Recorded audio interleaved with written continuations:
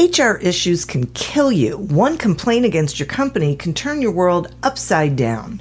And you spend way too much time dealing with HR when you should be spending your time on making a profit. You should talk to Bambee. With Bambee, get access to your own dedicated US-based HR manager starting at just $99 per month. They get to know you and your business while providing HR expertise and the personal touch you need and want. They're available by phone, email, and real-time chat, so onboarding and terminations run smoothly. Team members reach peak performance, and your business stays compliant with changing HR regulations. And with Bambee's HR Autopilot, you'll automate important HR practices like setting policies, training, and feedback. HR managers can easily cost $80,000 a year, but Bambee starts at $99 per month. Schedule your free conversation today to see how much Bambee can take off your plate. Go to Bambee.com right now and type in Accelerate under podcast when you sign up. It'll really help the show. Spelled BAM, BEE.com. Bambee.com. Type in Accelerate. Enviar nota de voz al group chat. Buenos días, ¿quieren desayuno de McDonald's? Guille dice, eres la mejor. Un sausage McMuffin, please. Laura dice, sí, sausage McGriddles para mí. Ale dice, ya comí, pero me traes un hash browns, love you. Mi colega favorita, Jill. Llévate todos tus favoritos de desayuno como un sausage McMuffin por unos pocos dólares, solo en el $1, $2, $3 menú de McDonald's. Precios y participación pueden variar, no puede ser combinado con un combo meal.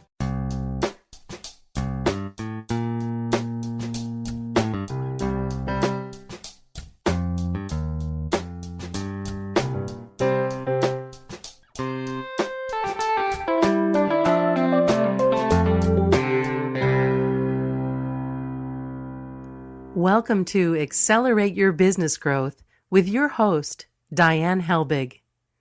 Diane is a leading small business development and leadership coach, author, and speaker who is passionate about sharing valuable ideas, tips, and techniques with business professionals worldwide. Diane brings you the world's experts and gurus in all things business, whether it's sales, structure, social media, planning, or plateauing. Guests bring their expertise and energy to each episode. When growing your business is your focus, Accelerate Your Business Growth is the show to listen to. Got a topic or guest suggestion? Let Diane know. The goal is to make sure you have the information you need to move your business forward. Thanks for joining us. Settle in and enjoy. Hi, everybody. Thank you so much for joining me. Today's podcast is sponsored by Audible.com. Audible.com is a leading provider of spoken audio entertainment and information. Listen to audiobooks whenever and wherever you want. Check it out at audibletrial.com/businessgrowth. Accelerate Your Business Growth podcast continues to gain recognition as a great resource for small business owners, sales professionals, business leaders of all kinds. This is really due to the great folks who join me on this podcast to have a conversation where they share their expertise with all of you. That way you can take what you need, you can get the answers you're looking for, tips, ideas that you can implement in your business so that you can do better things. Today we have such a great guest. My guest today is Jason Bay. Jason is the Chief Revenue Officer at Blissful Prospecting. He doesn't believe that prospecting is just a numbers game or that it has to suck. The crew at Blissful Prospecting helps sales teams remove the mystery of what to say in their outbound calls and emails. This is something I know we all deal with and struggle with, so get ready for a great conversation. Thanks so much for joining me today, Jason. I'm looking forward to it. Thanks for having me on. Absolutely. This is a great topic. And I'm wondering if we can start with what you see as the biggest mistake salespeople make when they're prospecting. Yeah, so there's a couple of really big things, and I'm calling this Outbound 3.0, which is essentially the shift. So the history of outbound in doing this type of cold outreach has changed a lot in the last 10 or 15 years. It used to be, in the 90s and early 2000s, you could really get away with like a murder by numbers approach, right? People didn't really know what merge tags were and sales emails, and you could have some tools and things like that to help you. And then outbound 2.0 was what happened in the late 2000s up until about 2016, 2017. And this is when like the tools started to get really sophisticated. And for personalization, all I had to do was say, hey, so-and-so, noticed you're a Red Sox fan. And that like really impressed people, right? Yeah. And now people are getting really desensitized to that. And the biggest mistakes and the transitions that sales teams really need to go through is in 3 areas. So they really need to make the shift from mass blast to quality. So how can I reduce the volume, research companies before I reach out, make sure I know who I'm reaching out to, what their problems are, how I can help them, etc. The other big mistake that I see sales teams making is being very product centric in their messaging. Wow. So that's our features do this and they do that, and here's the benefits of that. Versus being buyer centric, leading with how you can make the prospect the hero instead of your product. And that really comes out in a lot of cold emails, starting with, hey, Dan, my name's Jason, and we work with these customers, and our product is so awesome because of this, right? The typical cold email that you see. Yeah. And then the third area is really taking that first initial sales conversation, instead of approaching it as like taking something from the prospect, like qualifying them and that kind of thing, like taking the opportunity to actually teach them something. So a lot of what I'm seeing right now is there needs to be a reason to hop on that first call. It can't just be, let's chat for 15 minutes so I can learn about your challenges. There really needs to be some sort of insights or something that you're sharing with the prospect. So those are just kind of a long-winded answer to your question there, but those are the 3 mistakes that I see salespeople making. Okay, and I appreciate that. And can you give me an example of what you mean by the third thing you think people need to do where they're, offering something of value? What would that look like? Yeah, so if I was sending you a cold email or making a cold call to you, Diane, I might say something like this. So I talk about a challenge that you have. Hey, let's pretend you're a VP of sales. Okay. Hey, Dan, not sure if you're experiencing this, but one challenge that I hear from VPs of sales is that when they walk out on the sales floor, it's a little quieter than they'd like it to be. And for whatever reason, the reps are not getting the type of response rates that they'd like from their cold outreach. And one of the things that we're doing right now is, I noticed that you're a SaaS company. It looks like you guys have about 100 employees. Is I'd love to share with you, 2 or 3 strategies that other SaaS companies around that size are doing to increase their response rates. So do you have some time, like maybe later today or tomorrow, I could share a couple of those things with you and also learn a little bit more about what you have going on and what your challenges might be? Something along those lines. So that is so interesting. So you've researched them enough that you know something about them. You don't know what their challenges are. I like the way you worded that you don't know if it's something they're going through, but Yeah. you've been in contact with other companies like them that have. Mm-hmm.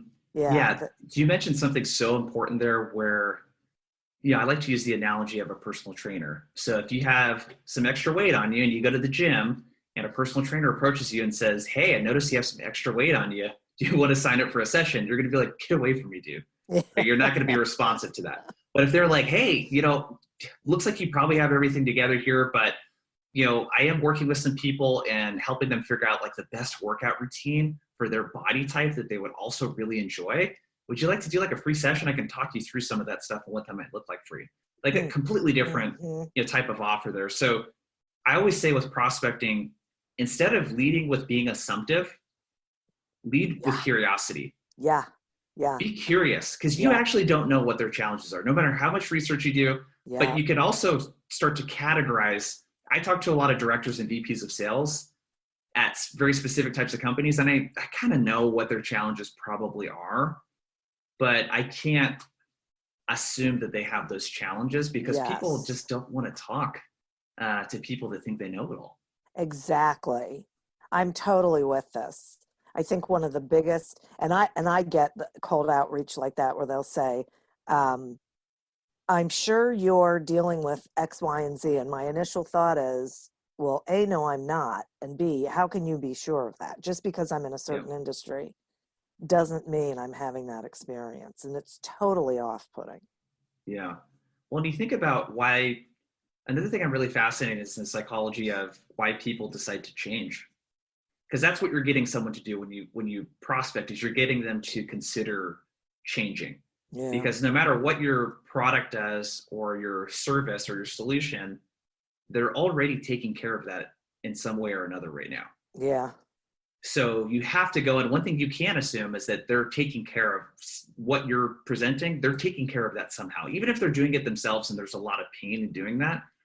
But if you think about why people actually do decide to consider change, it's not always pain driven that makes them have that first conversation. Some companies, the ones that are like really doing well want to continue doing well and crushing their competition. So leading with pain doesn't always work. They might end up buying your solution at the end of the day because there's some sort of gap or pain in the way they're doing it right now that you help them uncover. But from a prospecting point of view, people are getting, do you get those emails where people just lead? You said you got one, an example of one where it's just so pain driven, you kind of get desensitized to it. Yeah. Yeah. It's and for me, it's more than being desensitized. I find it totally off-putting because they are making assumptions that I have some sort of pain instead of asking the question. I might have that pain, but if you assume I have it without really having the conversation with me, like I really liked your example of the personal trainer. So you're letting me come to it and say, oh, you know what, that would be interesting to learn about that. I've wondered about that. I'm still not saying I have any sort of pain, but maybe I have a curiosity about something. Yep. Yeah. So, and I totally agree with you that curiosity has to carry the day. I'm currently in the process of putting out my next book, and part of it is that the ABCs of sales have changed from always be closing to always be curious. Oh, that's cool. Yeah. And for the very reason that you're talking about. It's just, we got to shift our mindset because the way we're approaching is not working. Right. Yeah. Buyers have more control than they've ever had in the sales process. They're choosing to engage with salespeople later on in the process. Yeah. So with outbound, what you have to take in consideration is that when you look at that traditional buyer's journey of, awareness, interest, consideration, and the decision, with outbound, you're probably not going to get a hold of the person when they're in that interest and consideration stage, and they might not even be in the awareness stage yet. There's another stage prior to that where you need to educate them. Yeah. And part of educating is getting people to be open-minded about something and leading with curiosity, right? Otherwise, it's like giving advice to people. Right. The best advice is the advice that you ask for, right? Most people don't like it when people give them advice. But if someone asks you a question like, hey, have you ever thought of doing this like this? Or, hey, have you ever thought about why you do things that way? Yeah. Yeah. Right. That's a really good point. Yeah. Okay. So are there some channels that are better for prospecting than others? Yeah. So when you're making this product-centric to buyer-centric transformation in this engaged stage where you're starting conversations with people, one of the biggest things you want to do is use a multi-touch, multi-channel, it's called a cadence. And a sales cadence is essentially a sequence of activities that you use to get in contact with a prospect. So the really important part of this is that it is multi-channel. So the old school way of doing things is you could just send a cold email to people, and that was really effective. And now you can get tools for $19 a month and you could spam as many people as you want. So people are really getting a lot of emails, they're getting a lot of calls. So when you can mix channels together, it increases the effectiveness by 2 to 3 times. So SalesLoft is a sales engagement platform, and they essentially have a platform that helps you execute on these cadences. So they have millions of data points, and they showed that when you mix phone and email together, it's almost 3 times as effective as just doing phone or just doing email. And what I think, because it's really hard to know actually what's going on, is that if you just think about it, some people like communicating through phone and some like communicating through email, and some prospects I talk to only want to chat through LinkedIn. Right. So you're hitting people in different channels with different context, and you're hitting them in a platform that actually might be their favorable method of communicating. And a lot of this is this empathy piece of, like, what I really suggest sales teams and founders do is interview your customers. And instead of doing like a product centric interview, ask them about why they decided to take your sales call, and ask them about like why they decided to hop on a call with you, what their challenge was. Ask them, do you prefer, like when you get cold outreach, if it's good, are you more likely to pick up the phone, or are you more likely to respond to an email, or do you LinkedIn? You can just ask your customers this, because it really depends. There's no clear answer on what it should be, because it's really contextual to the industry. It's contextual to the persona, the job title of the person you're reaching out to. But what I've learned in my experience is to not make too many assumptions around this kind of thing and just really test it. I think that's really great advice. I think people pick the way that's most comfortable for themselves. Yeah. Instead of what's most effective for who they're reaching out to. One other point, I agree with you on that. Yeah. One other point too is, if you think about it with emails, if you're really good at getting people to open up your cold email, you have a 50% open rate. That's pretty good. Yeah. That means that 50% of the people never opened your email, and it might not even, like, it might have gone to their promotions or updates folder. If you're not calling those people, you literally didn't get a shot at all. Yeah. Getting a hold of them. Right.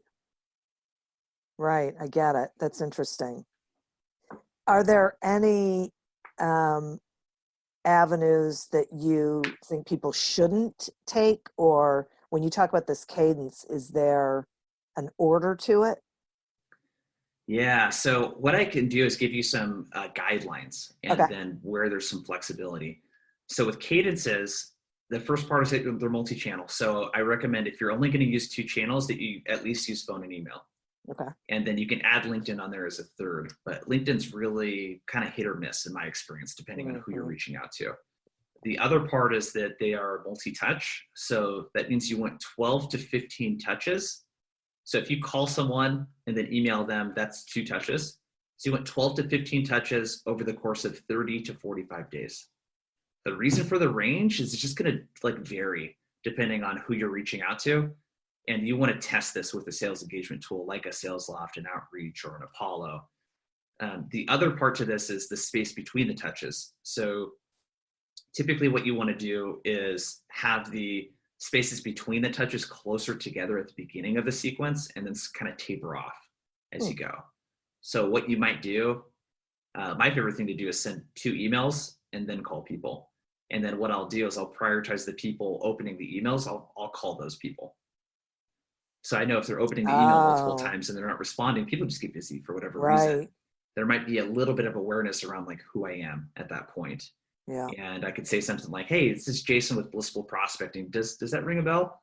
And if they had just opened up my email, oftentimes it does. That doesn't mean they're going to be super interested necessarily. I still got to work for it. I have some other hacks, for that too. Does that answer your question though around cadences? Yes. I mean, those are kind of the general guidelines. In terms of what to avoid for B2B, I wouldn't be using Facebook or Instagram to get a hold of people. There's just certain things that aren't as effective on the B2B side. And the other thing too with LinkedIn that I like as a social channel is it's expected that people have business conversations there. It's a little bit different with Facebook and Instagram or Snapchat or wherever the kids are using these. TikTok, I guess, is what the kids are using these days. I don't even know how that would work, actually. I know. I don't either. Yeah. I'm so with you on that. Yeah. Ugh. Okay. So if someone's just starting out with, outbound, where would you suggest they start? Okay. So there's a couple things. So I'm just going to use that outbound 3.0 triangle. So if you visualize a triangle, you would start with identify. So again, that's your ability to identify good fit accounts and contacts. And in this stage, what you want to focus on to keep it really simple is segmentation. So you want to build an ideal client profile. And the reason for this is remember, we want to move away from mass blast. So mass blast, from the prospect's point of view, it doesn't feel like it was meant for me. Yeah.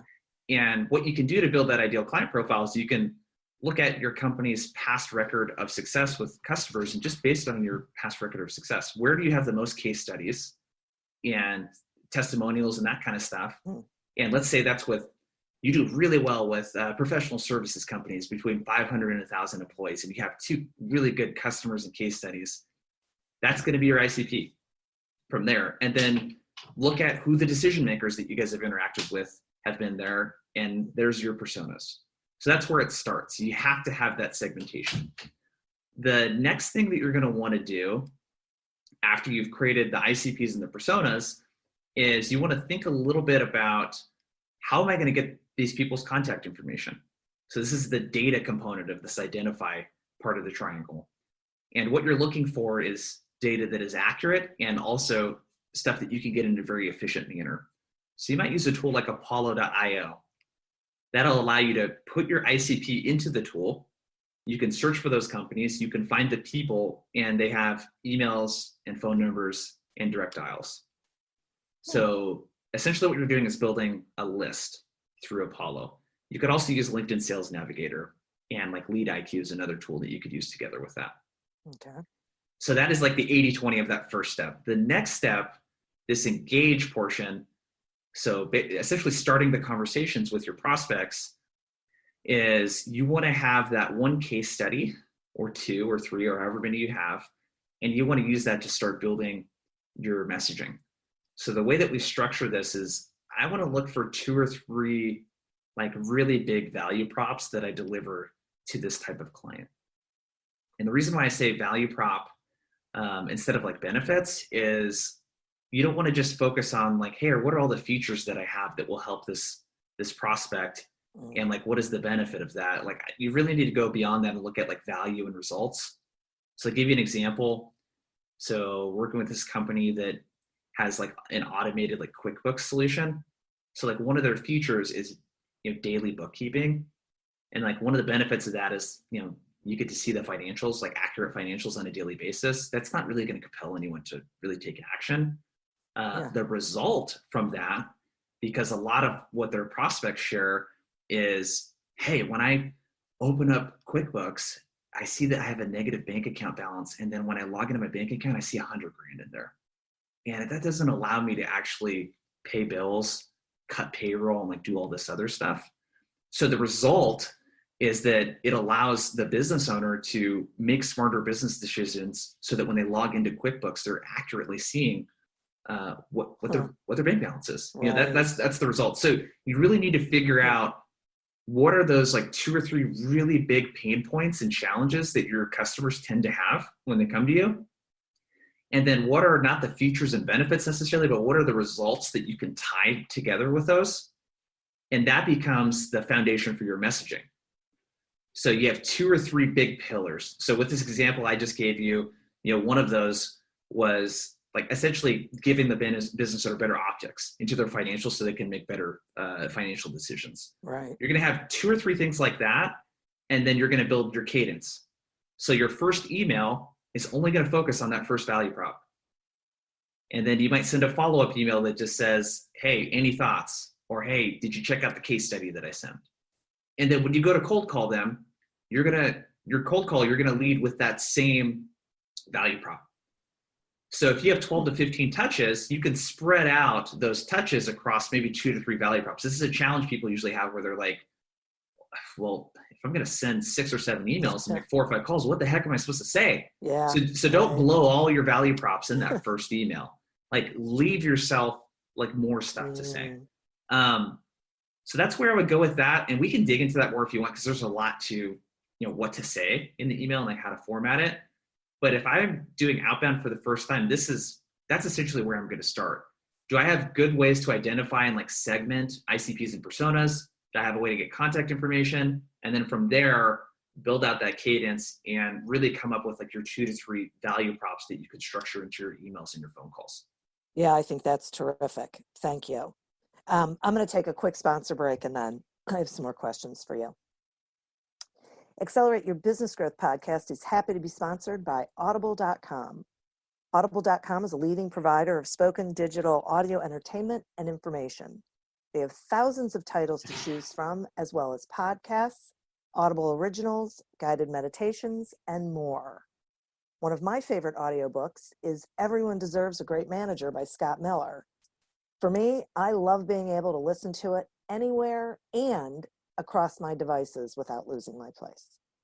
And I think you will too. So visit audibletrial.com/businessgrowth to explore the variety of audiobooks and programs for yourself. Today we're speaking with Jason Bay about how to do cold outreach the right way. Okay, so what was I going to ask you? Before we did the sponsor break, I had asked you about where should people start, and I think you gave them, the listeners, great information on that. I'm totally behind, everything you were saying about, know who your ideal client is, create your personas, do your research, all of that. You mentioned a couple of tools that I'm not sure the listeners are familiar with. So I'm wondering if you could just talk, sort of briefly about each of them to give them a better understanding of what they are. Yeah, absolutely. Okay, cool. So if we go back to that outbound 3.0, that triangle, that trifecta, you have identify, engage, convert. So in the identify, so there's tools that will do all of this for you, and there's tools that do pieces. So I'll start with the pieces first. Okay. So with that identify stage, again, like the thing here is your ability to identify new accounts and companies that are a good fit, and then find the people at those accounts. Right. So the tools that can help you do that, Apollo.io, it's APOLL, Apollo.io. And what Apollo, the category of software, it's called a sales engagement platform. And essentially what this is going to do is, if you think of like your sales funnel, this is going to be at the very top of your sales funnel. Very, very top. So before a prospect even becomes a lead, this is managing that communication. So when you send a cold email or make cold calls, and like you're running these cadences that we talked about, it's going to help you manage all of those top of funnel activities versus using a CRM where you have to like manually enter these activities in. So it's going to be able to, Apollo's cool because it does both. So it's going to help you with the identify and the engage portion of this. So you can find accounts and contacts all in one place in there. So you don't even need LinkedIn Sales Navigator if you're using Apollo. And then you can also sequence people into those cadences. So you can build out the cadences. You can make calls through the platform. You send emails through it. And it's really freaking awesome. So if you, let's say you only want to do pieces of this because you have a CRM, or maybe you're using another sales engagement tool like Outreach or SalesLoft, which don't do the list building component, there's a couple other options there. One is to sign up for LinkedIn Sales Navigator, and then to use a tool called LeadIQ. And essentially what LeadIQ does is it's a Google Chrome extension, and you could be running these searches in Sales Navigator for companies and contacts, and then you pull up the extension and whoa, this person's contact information pops up. Email address, direct dial if they have it, other people at that account that you could reach out to, etc.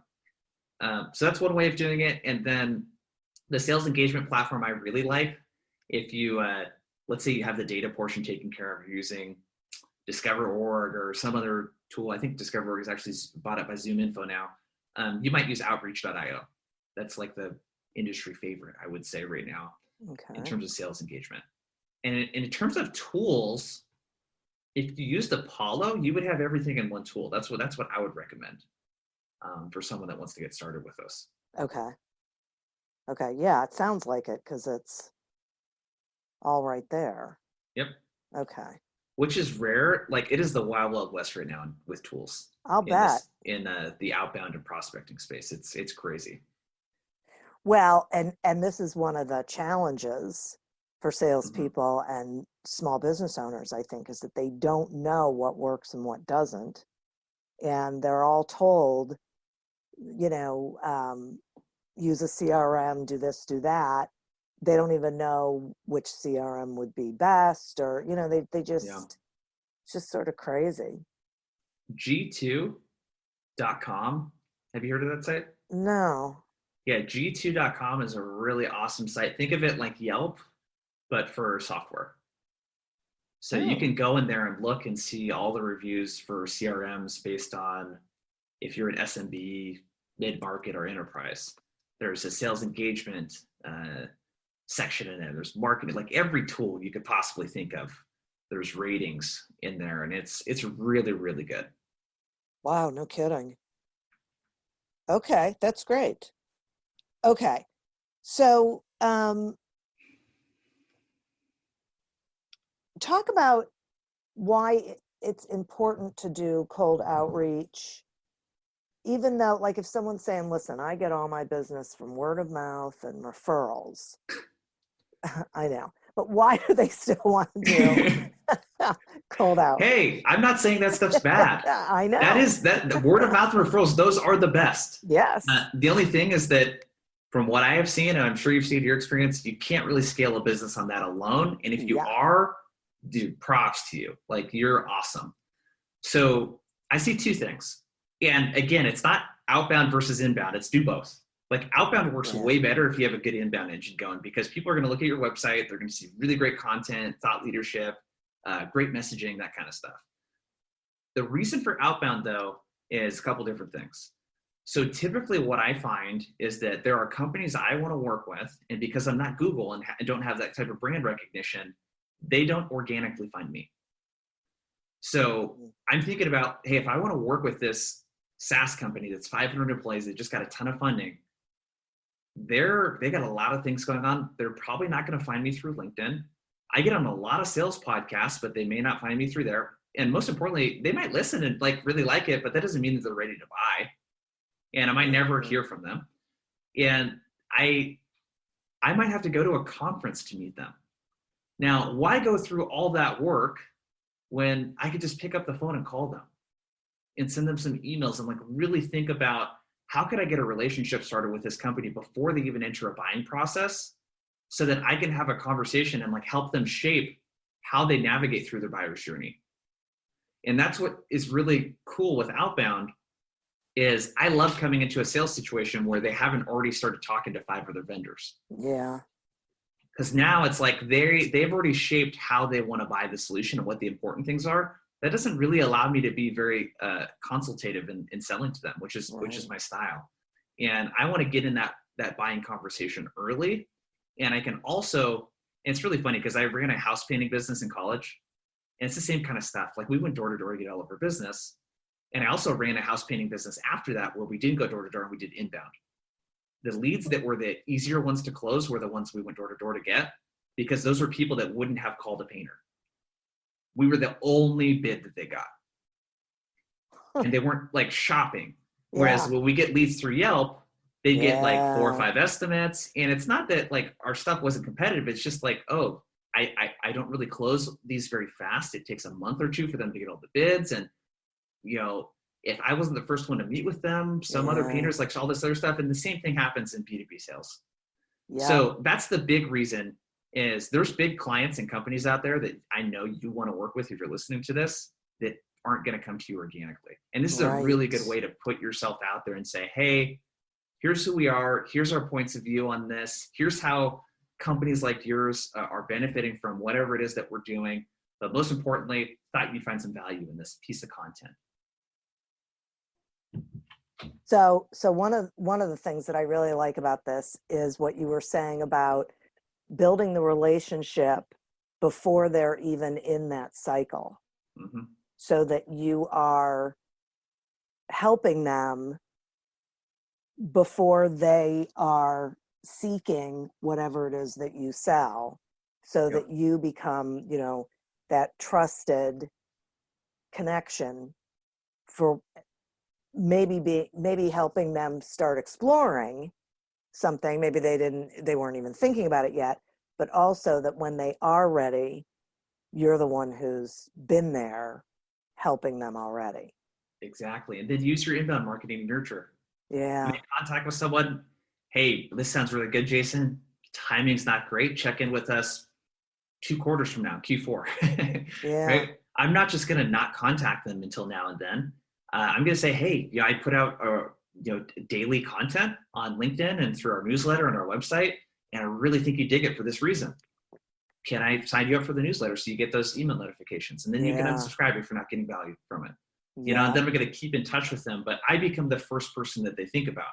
So this outbound, it's also, there's a long-term play to it too. Don't do it with the expectation that, oh, this is a great way to get business right away. It is, because due to like numbers, you're going to get a hold of enough people to find certain people that are in the buying window. Right. And that's really great when you catch those people. But Chet Holmes, what was that book? Ultimate Sales Machine. They did a big study. This is a while back, so I don't know how close to this number it is, but it's probably still the same. They did a study with customers, and it showed that only 3% of people that you're going to do outbound to are going to be in a buying window. And I imagine that number is maybe even lower now. But the point is that it's not about catching them in the right buying window. It's about, is this a company that I want to work with? And what kind of signs is this company showing that would be a good fit for me to reach out to them? So there's also triggers, sales triggers that you can leverage too. And like for us, if we want to help companies with sales, a lot of times what I'm looking for is, are they hiring sales reps right now? That's a pretty good indicator usually that they're growing and they need fresh ideas on stuff and that kind of thing. But there's all kinds of different triggers. Another really hot one right now that I use is LinkedIn. So I post a ton on LinkedIn, and every day, every weekday, and usually 2 out of those 5 posts really take off. They get a ton of views, ton of likes and comments. And then what I have my team go through and do is look at the people liking, commenting, and then viewing my profile that fit our ICP. And then I cold call them. And that cold call, Dan, is the warmest cold call you'll ever do. Yeah. I'm like, hey, Jason with Blissful Prospecting. Oh, Jason. Yeah. You wrote what's up, Jason? I was kind of crazy you're calling. That's how the call always goes. And then I can have a conversation with them, and they already know who I am. Right. And again, it's not like they're going to buy something right away, but like talk about an easy way to get your foot in the door. Right. One other thing I want to share actually on that, I'm on a little bit of a tangent right now. You're okay. This works. Go ahead. One other thing that's really, really cool about this too is a perspective change of, I don't need to do top-down prospecting. So in other words, if I want to work with a company, you don't have to reach out to the C-level or the VP right away, because those are oftentimes, they might be the decision maker, and every study and anyone that's done B2B sales knows that there's multiple decision makers usually, right? So, but you don't have to do top down. One of the best ways to do it, I call it gathering insider info, is a lot of times it's the rep or a sales manager that is interacting with my content, and I'll call them, not with the intention of setting an appointment with them, with the intention of gathering insider info. So what that might sound like is, hey, Dan, I was calling you. I noticed your company sort of, you guys are doing a lot of hiring, and I just want to know, do you know who the best person to talk to at your company would be about, just sharing some ideas on how you guys could do, better with outbound and get higher response rates and set more meetings and that kind of stuff. So I get from them who the right person is to contact. And then I ask them, is it all right if I mention your name when I reach out to the person? So I can use their name and say, hey, Dan recommended I reach out to you. And then I can also get some more info from this person about what's going on in the company. So what works really well, I just landed a meeting with a VP of marketing who handles the sales development and the prospecting at a company. And I talked to the sales rep. That was the first person I talked to. And I just asked her, who's the right person to talk to? And what can you tell me about what's going on right now? I was like, what are your challenges? And she's like, I'm really having a lot of challenges with this whole personalization thing. It's kind of bogging down our productivity, and we don't know what personalization at scale really means. So imagine I go to the VP, and that's the thing that I bring to the conversation. Yeah. I never would have been able to figure that out otherwise. And now I look really smart because I actually know what's going on inside their company. Yeah, right. It's like it's pretty advanced tactic. Probably not good for someone that's just getting started, but you don't have to put so much pressure on yourself to get a hold of the CEO or the VP. Yeah, I think that's great. Just pick up the phone and start talking to people and get an idea of what's going on. Yeah. Yeah, that is terrific. Now, I have a question for you about the posting on LinkedIn. Is that in your status updates or are those articles? Status updates. Okay, so that's what I thought. Okay. Articles are really not being rewarded very much in their algorithm. LinkedIn's going through a ton of stuff. I suggest giving it a test to see, if your prospects are on there. My ideal clients are sales organizations, right? So salespeople are all over LinkedIn. It's not like that for every other business if you're not selling to salespeople or marketers or recruiters. That's a good point. That's really interesting. Okay. All right. I hadn't thought about it that way, but that makes a lot of sense. Okay. So sales teams that prospect successfully, do they have like anything in common? And if so, what would you say it is? Yeah, it really comes down to those three things I mentioned before: this quality over mass blast approach, this buyer-centric over product-centric, this teaching versus taking. The other thing, though, that we haven't really talked about, and these are some of the common roadblocks that I see more at the organizational level and not so much at the individual rep level. And there's 4 big roadblocks that I see happening. The first one is development. So lack of consistent coaching and training. Do you see that in the companies you work with too, where they don't even do weekly sales training? They do a product training once every other week, and they do no one-on-ones and no training around how to sell better. Well, and yes, I totally see that. And the other thing when they do sales training, they do role playing, which everybody hates and doesn't really get you anywhere. Yes, I totally see that. That's interesting. Okay. Yeah, call coaching is listening into the call and then providing feedback. It's not sitting next to the person and just listening to them. You have to hear what the prospect is saying too. Right. And to your point, dude, role playing, there's a time and place for that, but that should be a very small part of it, to get comfortable with something, and then just live work, live training. Right. So that's the big thing. So if you picture an inverse, an upside down triangle, I would put that at the very top, because that has the biggest bang for your buck is development with your team. The next one is collaboration. And I see a really big disconnect between marketing, sales, and customer success not working together. So the reason why this is problematic is that marketing is creating a lot of the sales copy and the decks and things like that sales is using, but marketing is having one-to-many conversations and sales is having one-to-one conversations. So if you get everyone in the same room, what you can do is sales can be hey, when I do phone calls and I talk to prospects, here are the pain points that they share with me. And what marketing can pick up from that is it's usually very specific pain points, like I mentioned earlier with that software company. It's not, their problem is they don't have enough time. Okay. Or they're not as profitable as they'd like. Dude, that's every company, right? No one's going to look at that and be that really speaks to me. I don't have as much profit as, it just doesn't happen. So when you get them in the same room, sales can also benefit from marketing though, because marketing is going to be hey, these pieces of content on our site are performing the best. How can we repurpose these to add that value component, right? When you're prospecting, these are the headlines that perform the best. Maybe you can repurpose these into subject lines for your emails, and et cetera. So I see complete lack of collaboration. It's very siloed.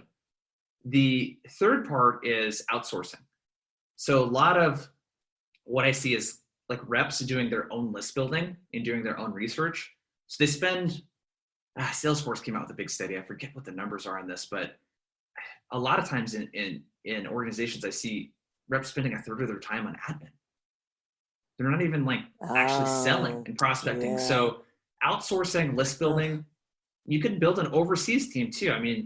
We have 3 virtual assistants that work with our company and they live in the Philippines. We're really picky about who we hired, and they speak great English, and we're really developing them, and they do all of our list building. They help us personalize stuff, and we've just really invested in them.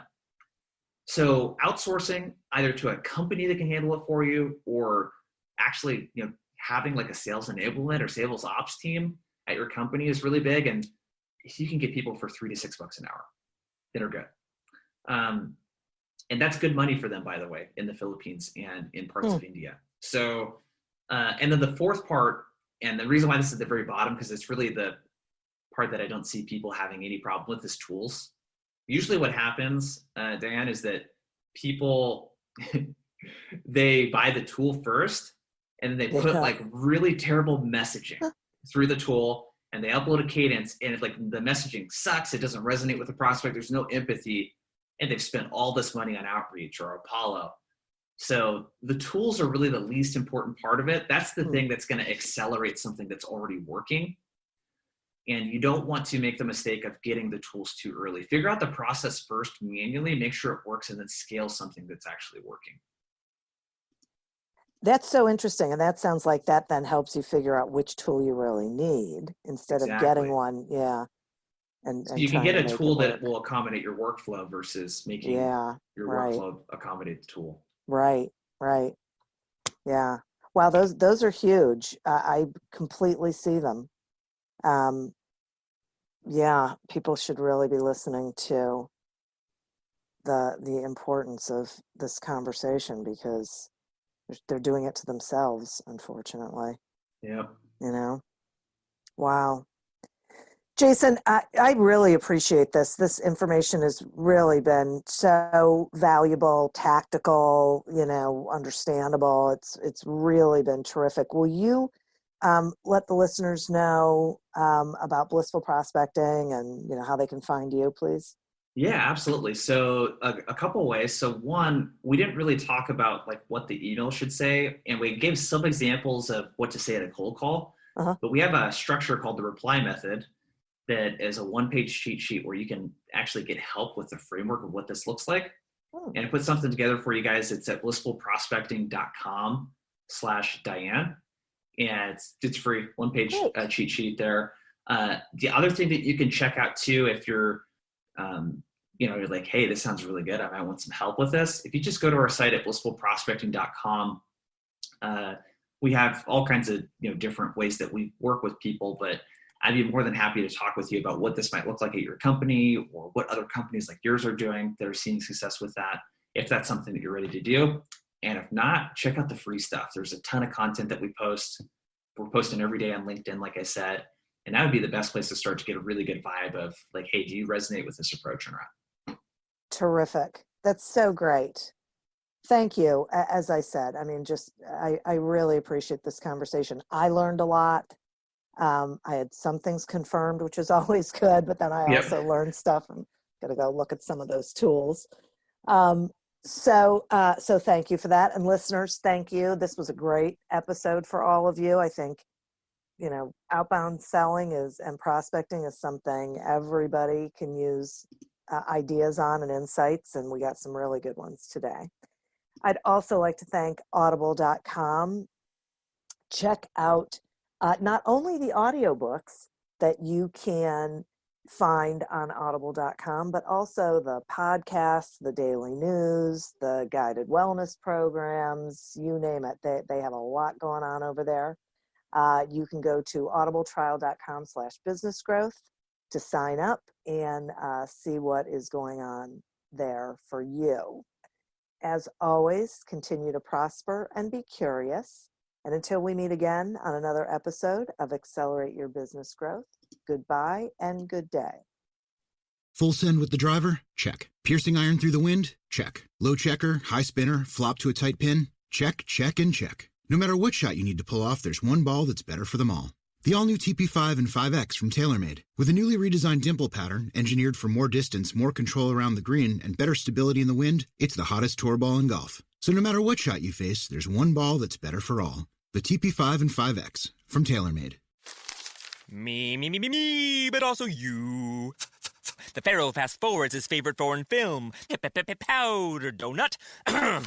Okay, what's my line? The only line I see here on the script is get options based on your budget with the Name Your Price tool from Progressive. Oh man, that's a tongue twister, huh? I'm sorry, I'm gonna need a few more minutes. Bulbous Walrus, the Bulbous Walrus. The Name Your Price tool, only from Progressive. The owl ran afoul of the comatose coxswain. Progressive Casualty Insurance Company and affiliates. Price and coverage match limited by state law. Hey podcast listeners, my name is Paul O'Connor and I'm the host of the Rust Belt Rundown, a show that highlights valuable insights from manufacturing executives and business leaders in Northeast Ohio and beyond. We convene these leaders for candid discussions about business, regional happenings, industry trends, entrepreneurship, and more. With a wide range of guests and topics, there is something for everyone. Listen to Rust Belt Rundown for free on Spotify, Apple, or your favorite podcast app.